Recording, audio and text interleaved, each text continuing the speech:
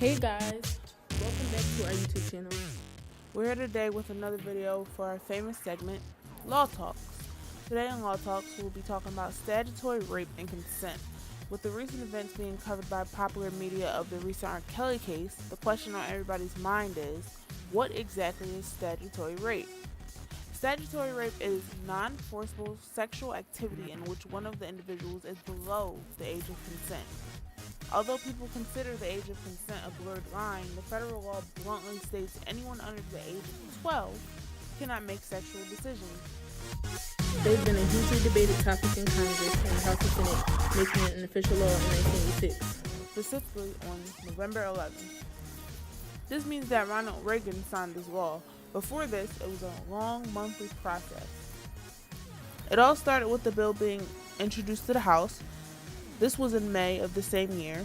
From there, it was considered by the committee, it is then debated, and then introduced to the Senate on the 13th of the same month, which is May.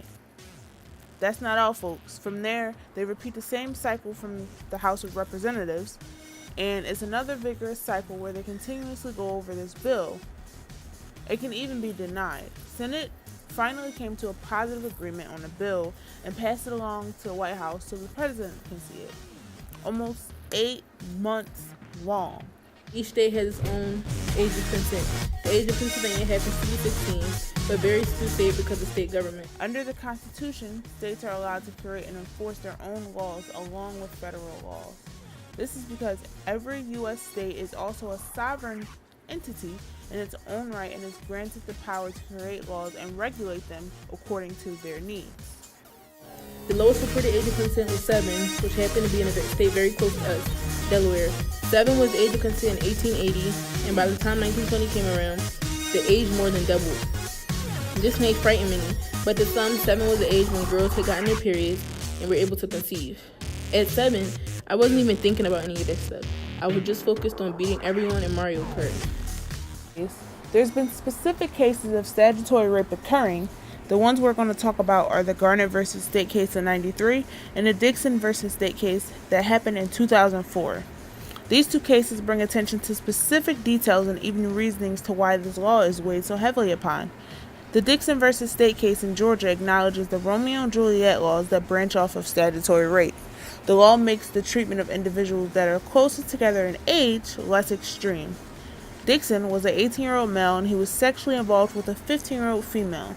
He was charged with aggravated child molestation and was given a 10-year sentence. That led to the question of can teenagers simply be punished for having sex with one another in the absence of force. Georgia's age of consent is 16, which is why people took this case seriously, even though they were both teens. That was more recent, but there was another case in 1993. It was Garnett versus State. He was 20 years old and slept with a 14-year-old.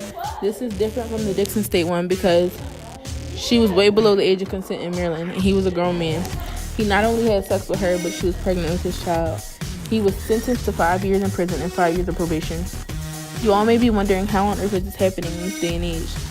It may have done with the president being different at each time of all these different acts, but they don't really have anything to do with the age of consent. Each state is in charge of deciding who's allowed to consent. Why would each state differ? Well, states go through their own legislative process in making laws. They all have the right to make the age whatever they want it to be. So it comes from a moral standpoint, especially in the 20th century, with groups in each state having protests and putting their say in what's right and wrong. For example, there's a group in Pennsylvania called the Pennsylvania Coalition Against Rape. They advocate against all sexual abuse and have no problem getting their voices out there.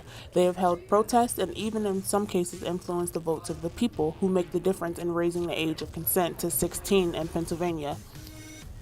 The most common rationale for consent legislation in America today is to protect children and teens who are scientifically proven to go through important psychological development before they are biologically capable of sex.